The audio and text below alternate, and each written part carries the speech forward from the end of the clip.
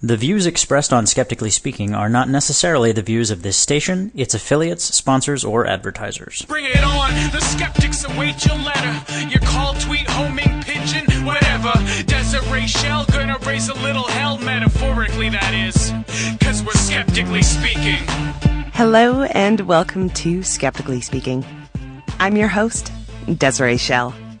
This week we're examining the evidence for claims about health, fitness, and weight loss. We're joined by Timothy Caulfield, University of Alberta professor and author of The Cure for Everything, Untangling the Twisted Messages about Health, Fitness, and Happiness. But first, let's find out about the murky relationship between mortality and coffee consumption.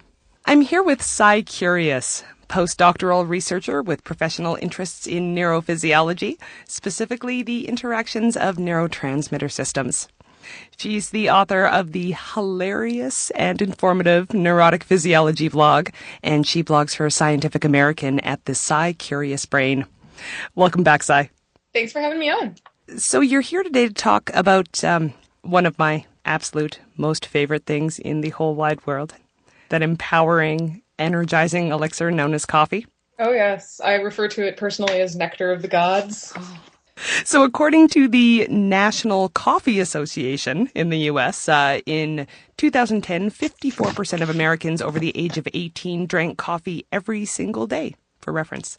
Wow. Yeah. And they drank an average of 3 9-ounce cups, and they spent $40 billion on it.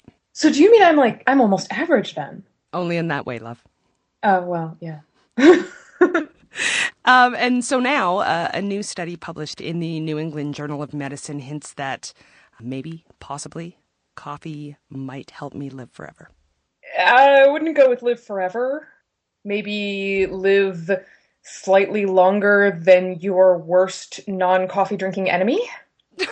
Maybe? Okay, well, let's start by talking about what the researchers actually studied, because I would love this to be true, but I've read enough science news to know that that's probably wishful thinking. It is, unfortunately.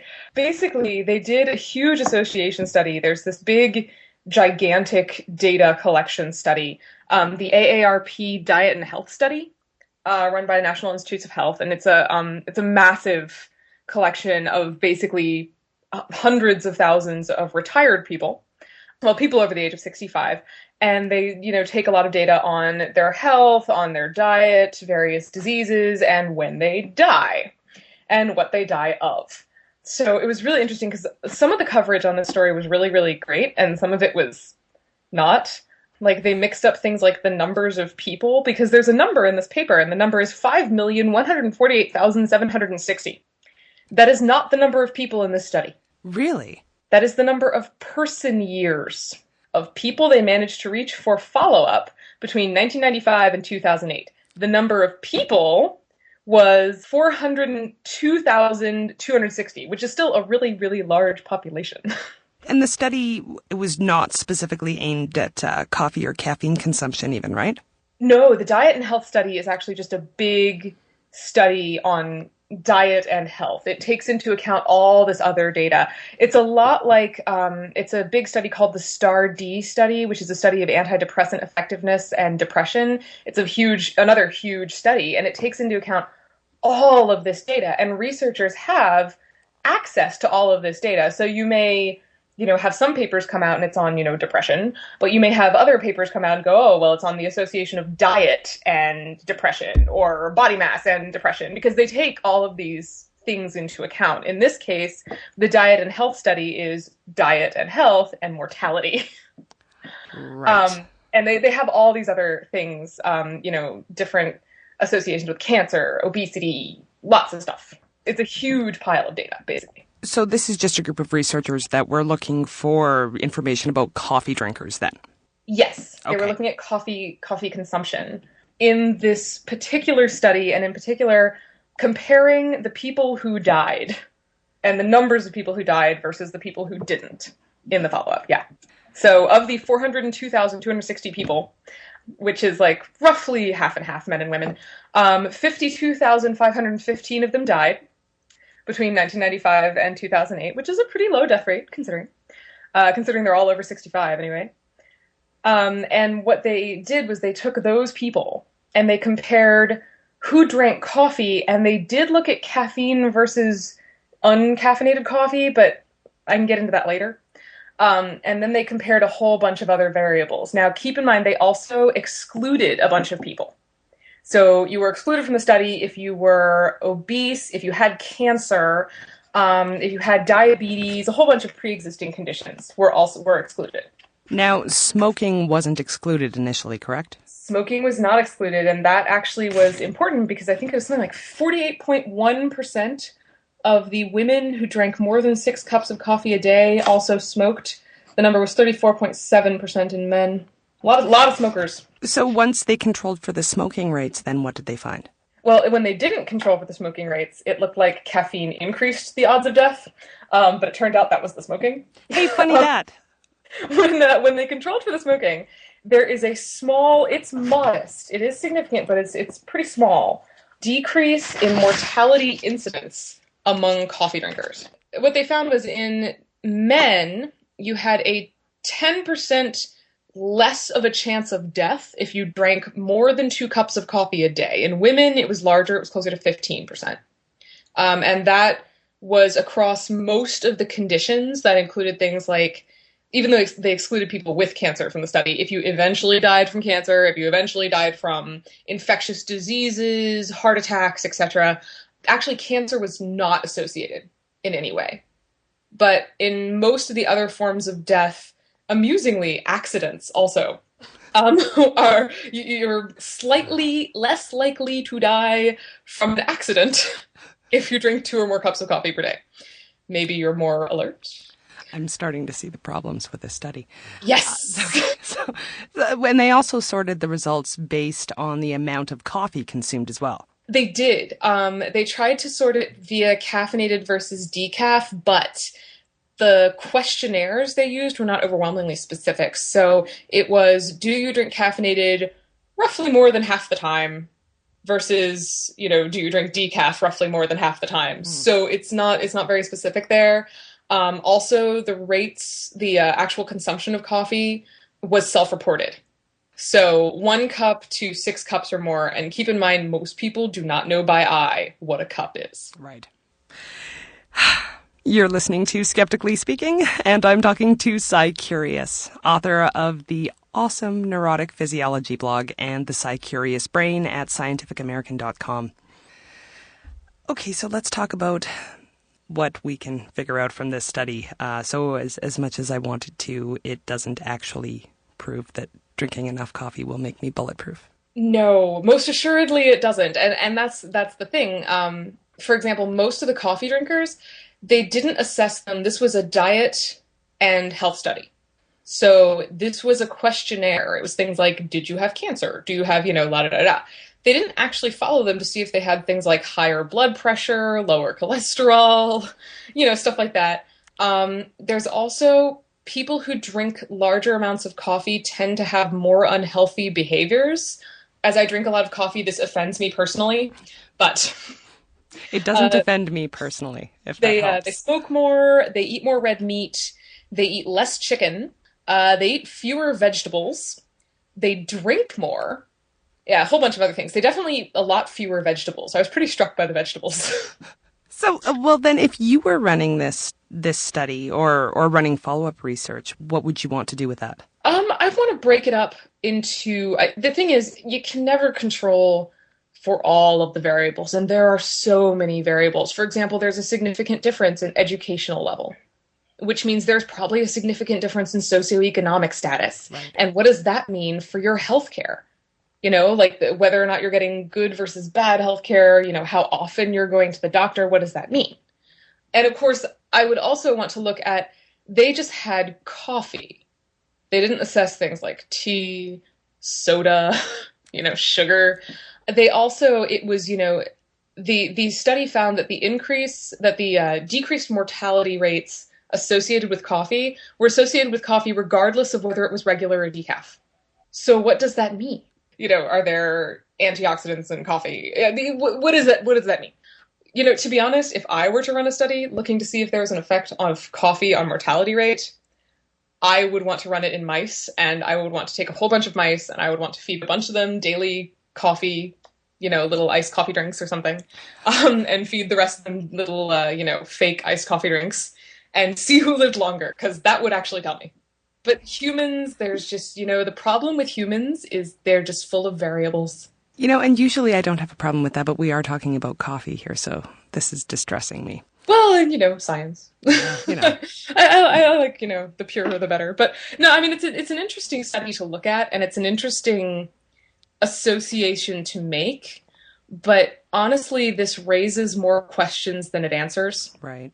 And certainly drinking more coffee is not going to make up for your lack of exercise and your inability to eat vegetables on a daily basis. Well, something else I wanted to touch on was the way that the media reported this story, because I saw some coverage that did definitely the usual coffee makes you live longer, kind of oversimplifying, but it seemed like there was actually more than the usual amount of healthy skepticism. Yeah, there were a couple of really, really good pieces of coverage. Because, I mean, it's one of those things where the conclusion is so simple, you almost have to go, really?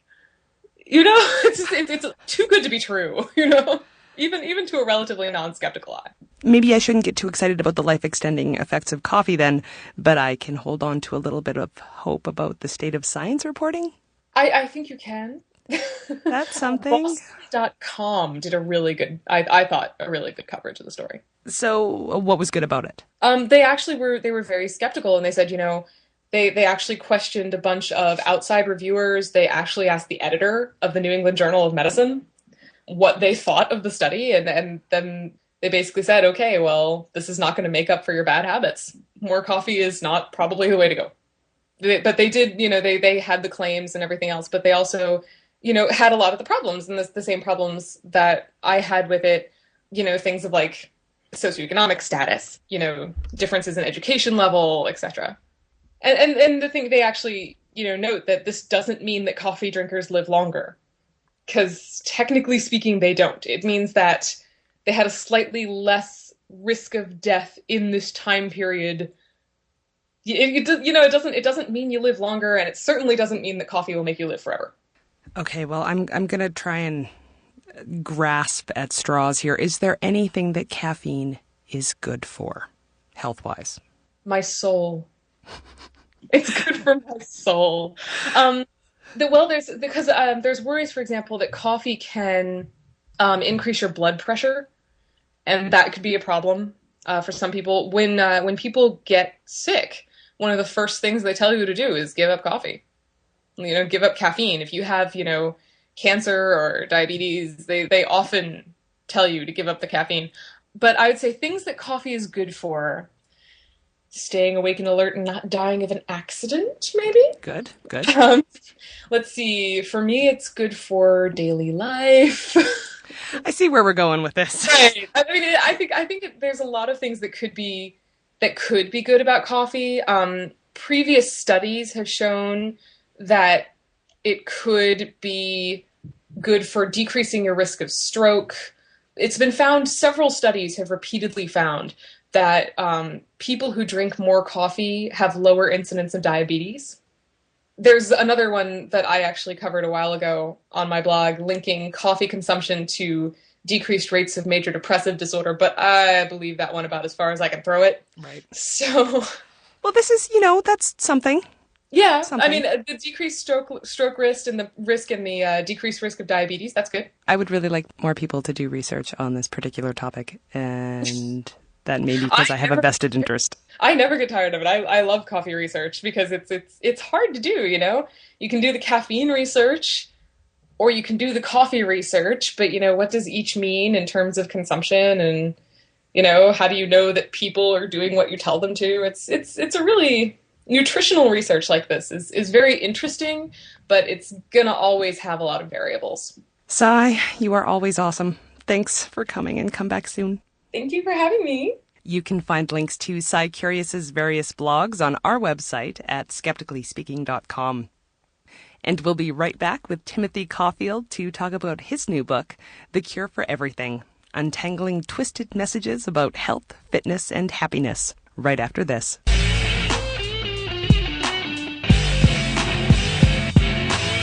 Skeptically Speaking wants you to question everything. To be a part of the discussion, call and record your question on our listener question line at Speak 73101. That's 773-257-3101. Long-distance charges may apply.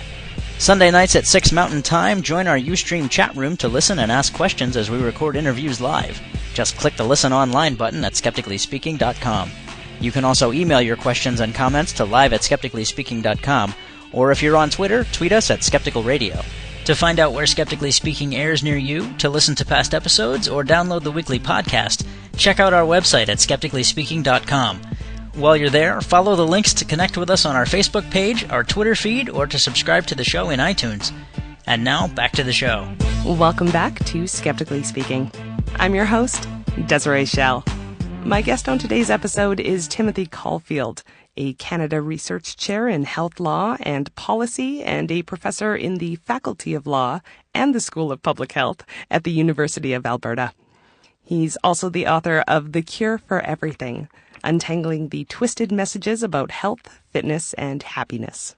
Thanks for being here, Tim. My pleasure. Now, your book is definitely evidence-based.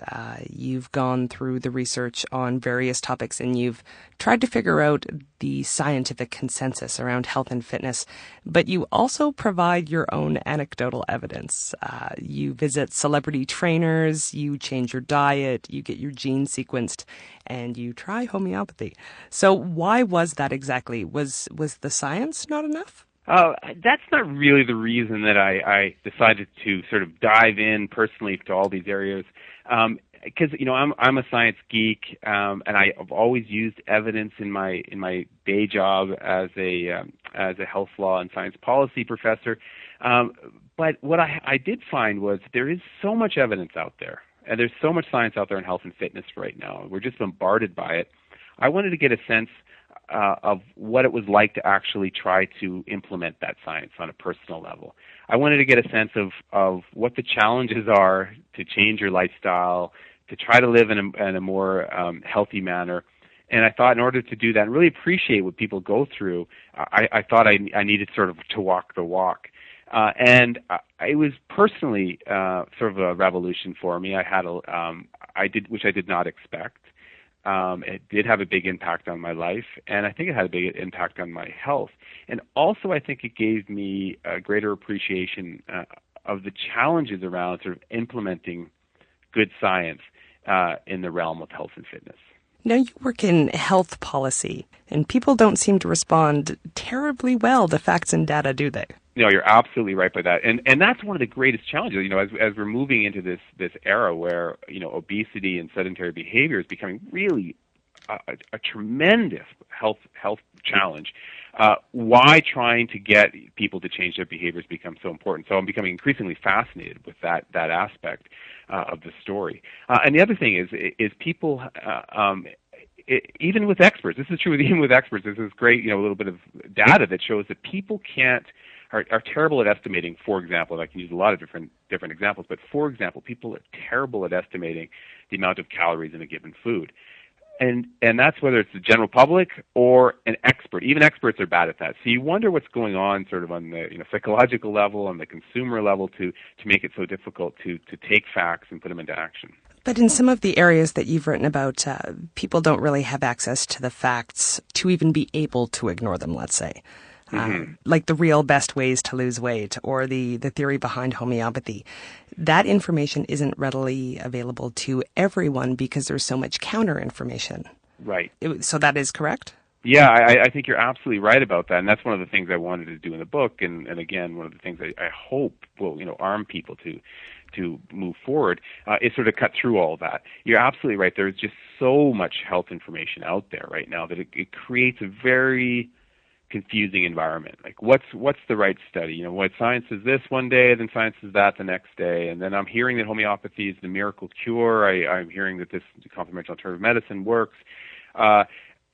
So cutting through all that is what I hope the book gives some tools to allow people to do that. But really, what you have to do is you have to remember that so many voices, so many bits of information have an agenda behind it. Often it's a commercial agenda. They're trying to sell some product.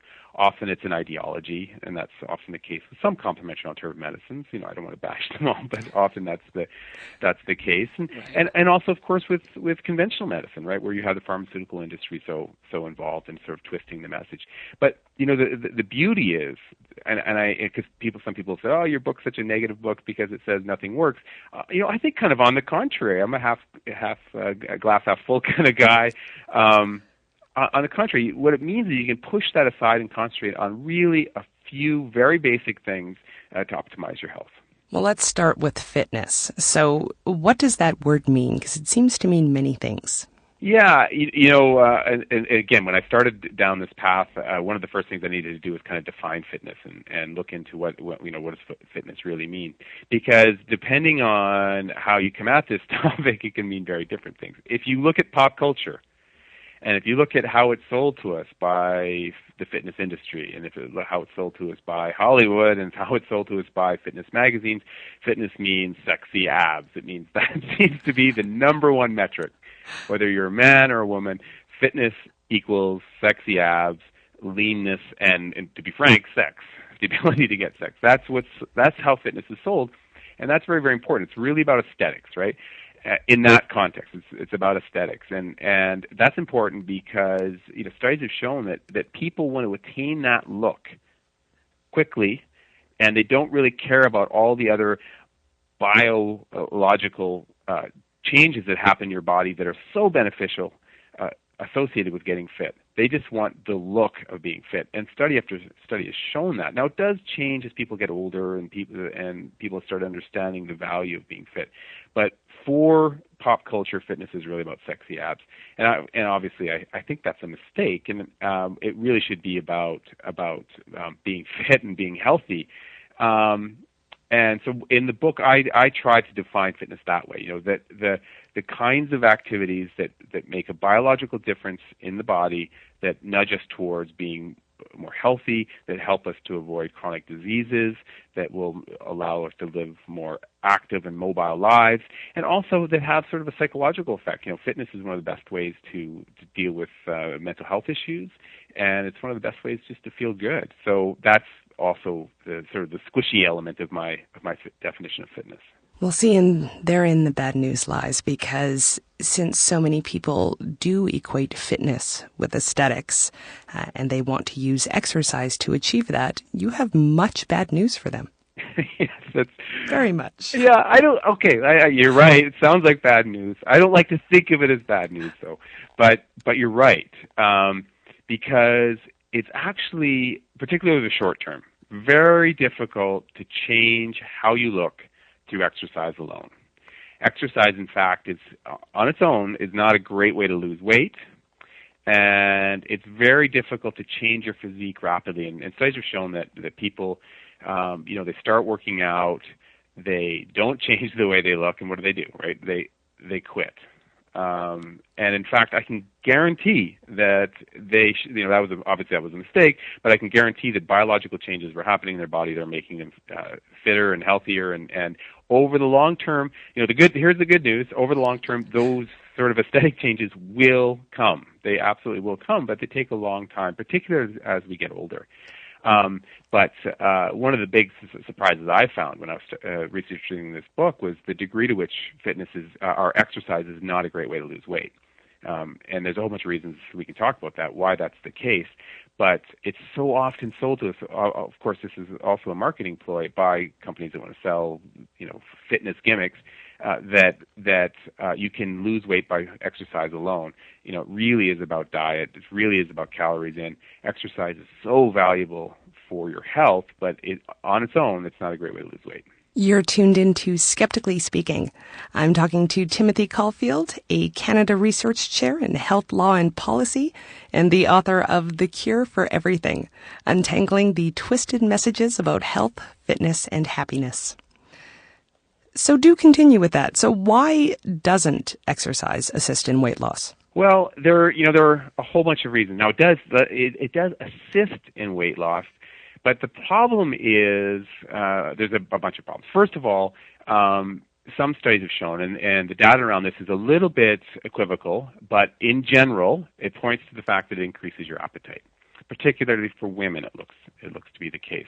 So you go for a run, and then you reward yourself with a latte and a muffin. And I see this, I get up early in the morning, and I go to write in cafes, and I see these groups of runners that have, they finished their jog, and they're sitting down and having a post-run coffee and a muffin, and a latte and a muffin's like 700 calories. You'd have to run hard for an hour, most people, maybe even longer than that, to burn up that many calories. And then the rest of the day, you've got to eat less than your body needs, or you're not going to lose an ounce. And people don't realize how few calories are actually burned during exercise, and there is this compensation behavior, and studies have shown this. I certainly fell in that camp. I've always been an exercise fanatic, but I did eat a lot at post-workout, and some people think you're supposed to. In addition to that, you have the great marketing machine associated with the whole fitness industry, and it tells us that we are supposed to reward ourselves post-workout with a sports drink, or perhaps some kind of beverage, or some kind of fancy exercise food. All those things are probably unnecessary and are erasing any kind of caloric benefit you get. Like, as I point out, one example in the book is if you play tennis and then have half a sports drink and a banana, that's gone. Any calorie advantage is gone, and people don't really think that way. And then, of course, the last one is just this idea that this sort of cultural idea that we can reward ourselves with food after we work out. So those things working together make it very, very difficult to use exercise alone to lose weight. Well, let's debunk some fitness myths, because you had a ton in your book. Mm-hmm. The idea that muscle burns more calories than fat, so if you train more, you can eat more. That's sort of what you just went over. Yeah, now that one, so muscle does burn more than fat. In fact, I've actually got some people have emailed me about this. They heard me say something, along the lines that, muscle doesn't burn up more calories. It does, but here's you can break down the number. Let's do the math, right? So, and I hear this all the time. I put on a whole bunch of muscle, so now I can eat more. And some products say you can eat, that you can eat as much as 600 calories a day or 1,000 calories a day if you have a whole bunch of muscle, and that's just total baloney. Let's do the math. So let's say you're lucky enough, you work out hard enough that you can put on 10 extra pounds of muscle. And I'm telling you, unless you're a teenage boy or you're on steroids, that is tough. Like, that is tough to put on 10 pounds of lean muscle. Really, really tough to do that. But let's say you did do that. You worked like a dog for 2 years and you could put on 10 extra pounds. It's actually hard to find this data, and it's a little bit all over the place, but most of the data I found says that each pound of muscle burns about 6, 10, at the most 15, depending on the study that you look at, calories a day hanging out in your body, right? So you're looking at 10 extra pounds of muscle, right? Maybe 60 to 100 calories a day more. That's one Oreo, right? So you're not going to be losing a whole bunch of weight by having all this extra muscle hanging out in your body. Your comparisons are distressing. Yeah. No, and I have to emphasize, I fell for this. Like, I absolutely fell for this, and it was a period in my life where I was working out. I was actually training with an Olympic athlete and an Olympic coach, and I ate like a pig, and I put on weight. That's wow. And us mere mortals we're going to have a problem with this. Okay, more myths. You say that there is no such thing as toning a specific area. Yes, that's right. I love this myth. And it's one of those myths that I think that everyone kind of knows is a myth, but they want it to be true, so they kind of embrace it. So what do I mean by that?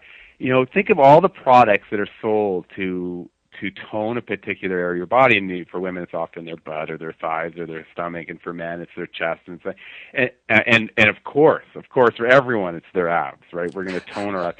So, and this is the spot reduction fallacy, right? You can't use a particular exercise to lose weight on that particular region.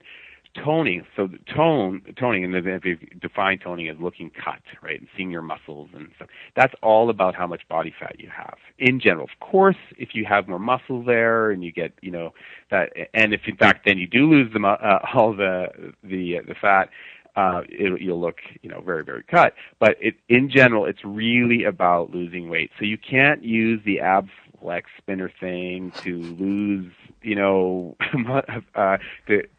tighten your tummy. It's really about diet. And think of the number of products. We've actually thought about studying this, right? Think about the number of products that are built on that myth, that have that myth as their foundation. This idea that you can tone particular parts of your body by working out that particular body. Now think about Suzanne Summers' Thigh Master. That's exactly what I was thinking of. Funny enough, yeah, and you can go on and on and on. Right? There's so many. Now, absolutely, exercises. I'm a big fan of resistance training, as you know from reading the book. Absolutely. So there's a whole bunch of reasons to do those things, but losing fat on that region isn't one of them. Think of all the core exercises. Core exercises are great because they do strengthen that region, and some evidence says that it helps you be more mobile and avoid injury. But I think lots of people do those core exercises because they think they're going to lose weight around their waist, which isn't the case. You're talking to someone that does Pilates. Just saying, you're killing me here. All right. Next myth. Stretching is good for you.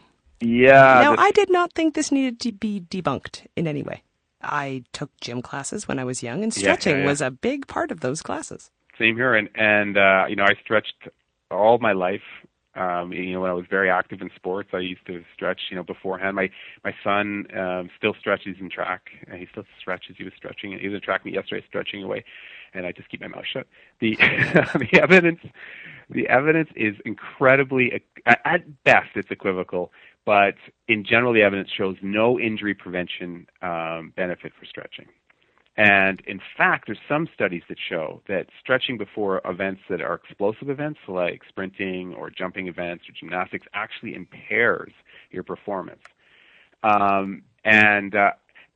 The reason we're certainly when I was a youth, the reason we were told to stretch was injury prevention. Now, some people say, I stretch because it makes me feel good and stuff like that. That's a different reason. But if injury prevention is the reason you're doing it, the evidence is very iffy. At best, it's equivocal, and I think globally it says there's no benefit at all to it. Now, there are some studies that say that stretching may help reduce soreness if you do it post-workout.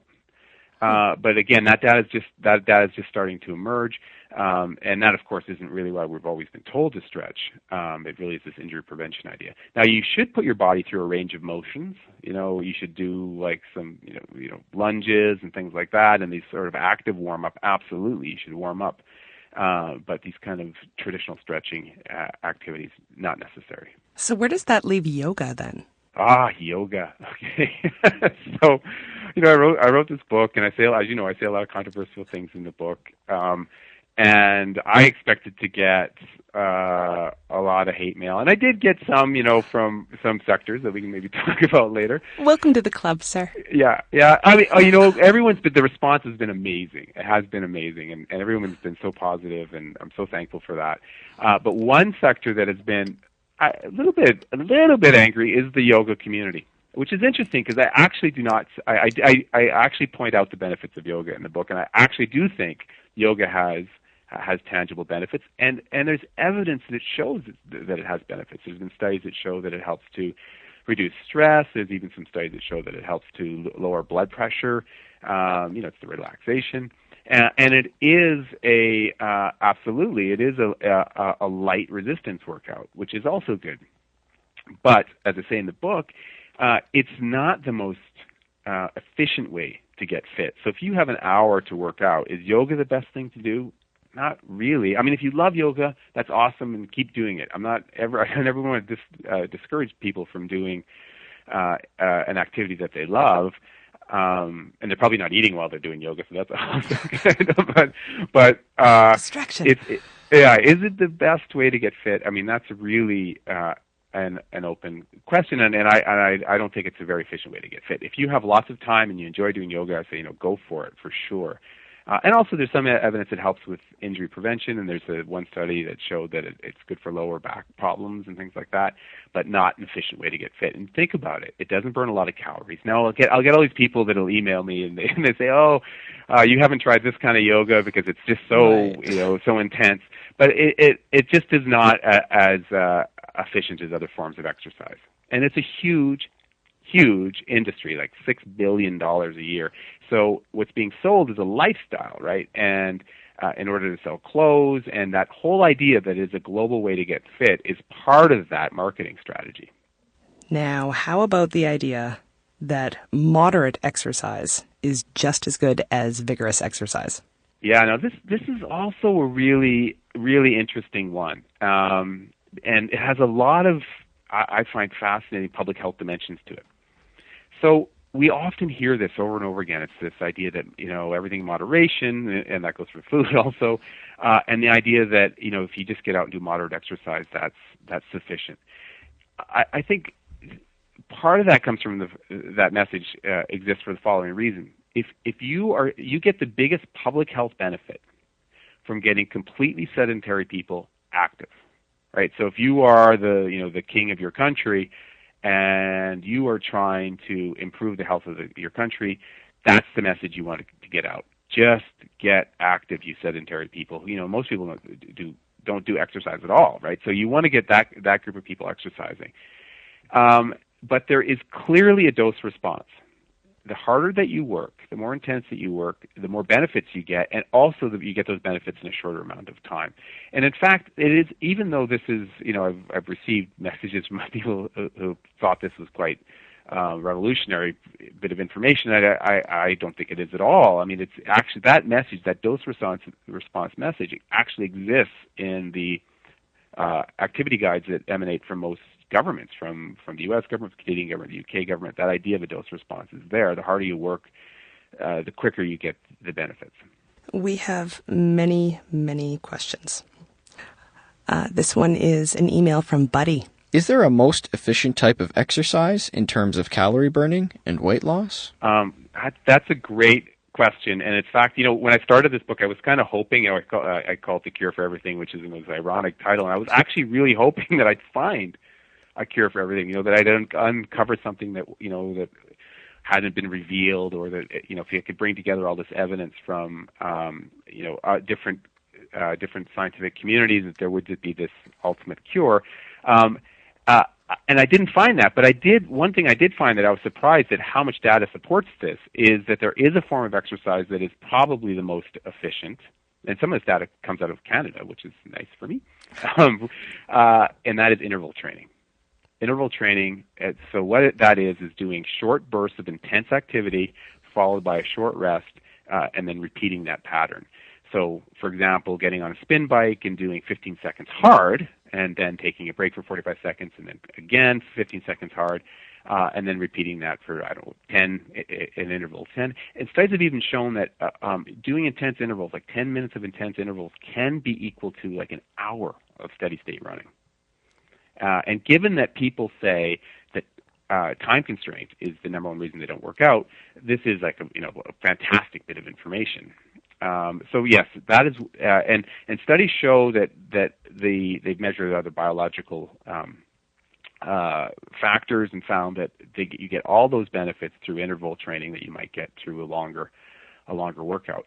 And if you think about it, it makes sense, because all fitness comes from a process called adaptation, right? You're trying to break down your body through exertion, through some kind of activity, and then the body builds itself up stronger in response to that kind of whatever the activity was, and hence adaptation.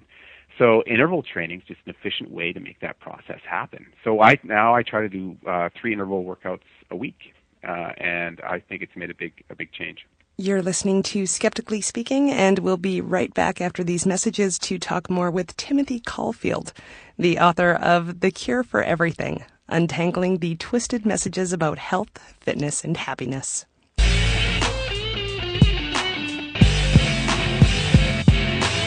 On the next episode of Skeptically Speaking, we're talking about trust and cooperation, and the implications these social values have for security in the era of global networking. We're joined by security technologist and author Bruce Schneier to talk about his book Liars and Outliers, Enabling the Trust Society Needs to Survive. And anthropologist blogger Greg Layden joins us to discuss speculation about cognitive limits on the use of social networks. That's next week on Skeptically Speaking, on your local radio station, or online at skepticallyspeaking.com. Welcome back to Skeptically Speaking. I'm your host, Desiree Schell, and today I'm talking with Timothy Caulfield, a Canada Research Chair in Health Law and Policy and a professor in the Faculty of Law and the School of Public Health at the University of Alberta. He's the author of The Cure for Everything, Untangling the Twisted Messages About Health, Fitness, and Happiness. Let's do a few more audience questions. Question from Doug. As it relates to professional bodybuilding and athletics, there are a number of supplements recommended by competitors in the field to maximize performance and muscle growth. Certainly their efficacy seems apparent in the rate of growth and size these athletes achieve. Can you speak to the science backing up their claims and the long-term safety and efficacy of bodybuilding with dietary supplementation? Yeah, a great question about supplements in general. The evidence around supplements for bodybuilding and really for athletic performance in general is pretty iffy. So let's talk about the use of supplements for the general population. If you're eating a healthy diet, if you are getting all your food groups, eating lots of fruits and vegetables, whole grains, most people do not need supplements or vitamins. There are, of course, certain sectors of the society that may need supplements. If pregnant women, for example, need to take particular kinds of supplements. But in general, you don't need supplements. Now, with sports, and that's a great market, and that's one of the reasons there's so many supplements out there, is that companies know that this is a sector that is of the population that has very specific needs, and so it's easy to market to them. The data is really iffy. Unless there is some kind of steroid involved, unless there's some kind of growth hormone, the data does not show real huge benefits at all. Now, when I was training, we used creatine, and that is a supplement. I took these other forms of supplements, all legal, by the way, and I didn't see any benefit. And if you look at the creatine data, it's even kind of, and that's one that's sort of marginal. Even there, the data is kind of, it's not that strong. You don't see a huge improvement when you look at it objectively through clinical trials. So overall, I'm skeptical. I don't really think the data supports the use of these supplements for really almost any sports activity. So we've decided here that the evidence shows that exercising is good for fitness, not so much for weight loss. But nonetheless, people still do want to lose weight. Mm-hmm. So is diet the best way to take that on then? It's the only way. It's the only way. You've got to. Now, there's a lot of studies that show that, by the way, that exercise is an important equation in the maintenance of weight loss, and that, of course, is the real challenge. It's not easy to lose weight, but losing weight is easier than keeping it off. The failure rate for dieting is just grim. Depending what study you look at, anywhere from 85 to 95% of people put the weight back on after 2 years, and exercise seems to play a role there. Now, these are all correlation studies. People that keep the weight off are a group that exercises, but that might be because they've adopted a healthy lifestyle, and exercise is part of that healthy lifestyle. So how do you lose weight? Everyone has to find their own path. The important thing, and I can't emphasize this enough, and I'm obviously not the first person to say this, I don't think you can think diet. I think you have to think lifestyle change, because it has to be forever. Right? It has to be. You can never go back to your old way of eating, your old habits. Otherwise, the pounds will come back on. It has to be a lifestyle change. And I think it also has to be about nutrition and eating in a healthy manner. So any kind of gimmick diet that, takes you away from a balanced diet, I think is the wrong way to go. Both because you're going to, it's a gimmick diet, and also for health reasons, obviously. And lastly, because it's hard to sustain that over a lifetime. So, you make these healthy food choices and changes, and that kind of leads to weight loss. Now, obviously, there's things you got to do. You've got to get your calories under control. And generally speaking, humans don't need more than 2,000 a day. Yes, there's individual variation, but about 2,000 calories a day is a good ballpark. That's not a lot of calories. I'm sorry to say. I wish I could say it was a lot of calories. It's not a lot of calories. It's not a lot of food during the day. And the other great piece of advice is diet diary. Keep track of what's going in your mouth for like a week, and you'll be shocked. That's one of the things that had the biggest impact in my life. Was just kind of measuring what I eat over about a week, and you'll be surprised at the change that has instantaneously. Instantaneously, you'll start to lose weight because you're actually realizing what you're putting in your mouth. And for me, portion size is the other thing. I used to eat these huge dinners, and portion control is particularly for North Americans seems to be a big part of the story. So get those portion sizes down. And last, I would say, make sure that 50% of what goes in your mouth, 50% is either a fruit or a vegetable. So there you go. There's a few tips, and I think they're all evidence-based. That was succinct. Yeah. Well, I'm wondering though, because you keep talking about caloric content and portion sizes, and according to your research, it looks like humans are spectacularly bad at figuring out portion sizes and calories. Yeah, that's true. It's true, and studies show that again and again.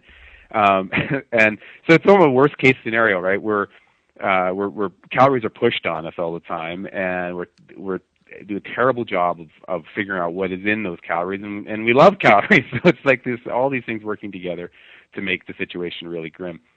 There's one interesting study that showed that people underestimate the number of calories in restaurant meals by 100%. And it's funny because I did an experiment myself, and I was in that category. I got it wrong by about 80%. The average person gets it wrong by 100%. So if you think something is 400 calories at a restaurant, it's probably 800 calories. If you think something is 500 calories, it's really 1,000 calories. And experts themselves are bad at making these judgments. So we're really bad at it. So I think one of the things, and there's this movement right now about trying that's emerging in the public health field, trying to educate people about consumption and the amount of calories and things, and maybe de-emphasizing a little bit the obesity problem and really trying to emphasize on the consumption side.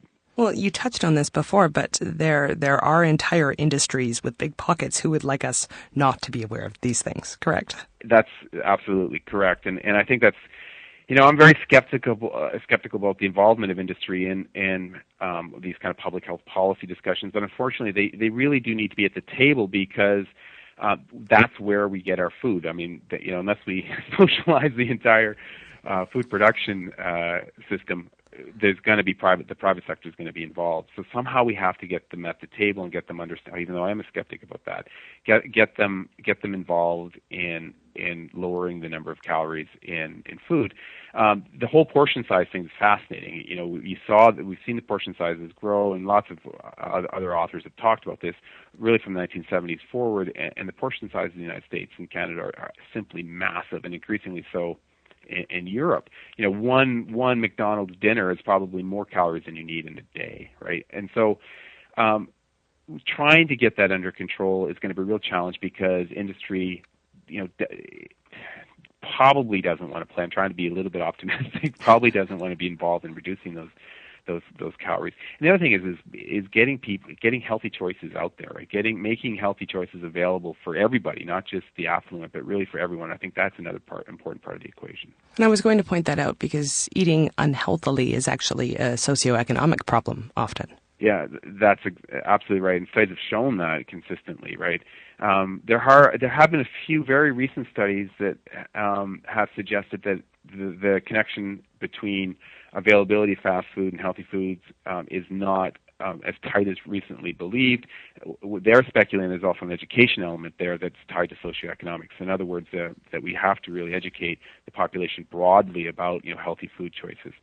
But in general, I think the data points the picture that you just described, that access to healthy food, if you live in an affluent society, or live in an affluent neighborhood, you're going to have more access to healthy food, and it's easier to eat in a healthy manner if you live in those neighborhoods. So that is a big part of the story, and I think the evidence supports that. We have a question from Lena. Is there any truth to the idea that using smaller plates can help people control portion size? There is a little bit of data on that, and there's been a lot of interesting studies that have come out of the United States, for example, that have showed these ways that we can trick ourselves into eating less. And smaller plates is something that our family actually did. After I wrote this book, we bought smaller plates. We used smaller plates for dinner. And the other thing we do is we use smaller glasses for juice. I actually think that you should avoid juice altogether. I think here's a gimmick. I say I wasn't going to have any kind of diet tricks or gimmicks, but here's one. I actually am very skeptical about any liquid form of calories. So I just avoid all liquid forms of calories as much as possible. I just drink water, black coffee, and a little bit of beer, and that's about it. Sometimes I have lattes, skim lattes, and the reason is that liquid calories. A glass of juice is a lot of calories, and you don't feel very satiated from that. So why not have an apple where you are going to feel more satiated? Instead of apple juice, have a real apple. And most apple juice, commercially sold apple juice, is really just pop without the fizz. So I think you can avoid calories that way. It's a really quick way to get a few calories out of your daily consumption. You're listening to Skeptically Speaking, and I'm here with Timothy Caulfield, author of The Cure for Everything, Untangling the Twisted Messages About Health, Fitness, and Happiness. Now we have a bunch of questions. One from Amy. What do you think about the idea that you can be healthy at any weight and that there's too much focus on weight loss rather than health? Oh, another great question. This is the famous, in my universe, it's famous anyway, fit versus fat debate. And there is an active academic debate about this. I do think I'm going to play the typical academic and say on the one hand, on the other hand. On the one hand, I think there is some truth to the idea that you can be fit at any weight. And in this sense, I think that getting physically active has so many benefits, and it's going to benefit you no matter what weight you're at, right? So you are going to get clear benefits from that. In addition to that, right, so you can be overweight and get health benefits by getting active, no doubt about it. In addition to that, there's some suggestion that we focus too much on, just the overweight people that perhaps are not obese, clinically obese, but they're overweight and trying to get them slim, when in fact, if you just get them active, perhaps they're going to have the health benefits necessary to avoid chronic disease, etc. So I think there is some truth to this idea that you can be fit at any weight. Having said that, there are clear, measurable, and demonstrated health risks with being overweight and clearly with being obese. Diabetes, blood pressure, which is the biggest killer on planet Earth, heart problems in general, and also associated with various kinds of, for example, even dementia, of various kinds of other illnesses. So clearly there are health problems associated with being obese and overweight, and those health problems are obviously going to be problematic not only for the individuals who have to face those problems, but as a society more generally. Some studies estimate that 1.6 billion people on planet Earth are overweight right now, and it's just going to increase. So, this is a real challenge right now for our society. We have a question from Gary. What are your views of someone who has reduced sweets, reduced carbohydrates, increased lean meat and vegetables, and exercises 4 days a week for 30 minutes at a time? That sounds pretty darn personal. Good. So what do I think about that kind of lifestyle? Mm-hmm. That is definitely going in the right direction, towards those kind of very simple the simple changes that need to be made to get health benefit. So if you're eating lots of fruits and vegetables, as you said, lean meats and whole grains, and exercising at least with some intensity, so that's maybe I'd add that into the equation a couple of times a week, you are going to get massive health benefits. Now, watch your calories. There are a couple of other emerging things. I had this sort of a list of things that I thought accounted for 95% of all the health benefits you can get, and I've talked about them already. Eating fruits and vegetables, watching calories, exercising with intensity, don't smoke, take the obvious risk prevention things like wearing a helmet and using a seatbelt. You do those things, you're going to get 95% of the health benefits that are available. All those other little things like supplements and getting your genes tested, I call that the 5%. Unless you're doing the 95%, why worry about those marginal things? And it sounds like this individual is really aiming at that big 95% zone, which is terrific. Yay, you, sir. And this is a question from Jim. What does the research say about the paleo diet? The paleo diet. This is fascinating. And it's fascinating for the following reasons. As I just said, the simple truths about a healthy diet have been known for a long time. So you hear all this noise around diet, what's healthy, what's not healthy, what kind of fats we should be eating, what kind of fats we shouldn't be eating, what kind of wine we should be drinking. It's in the newspaper like every day, right? And there was a recent study that just came out that said that people feel more comfortable doing their individual tasks than tackling their diet, because they just find it so confusing. So I say ignore all that stuff, focus on the fundamentals that we've already talked about. Now, having said that, if you have sort of tackled those fundamentals, there is evidence that says that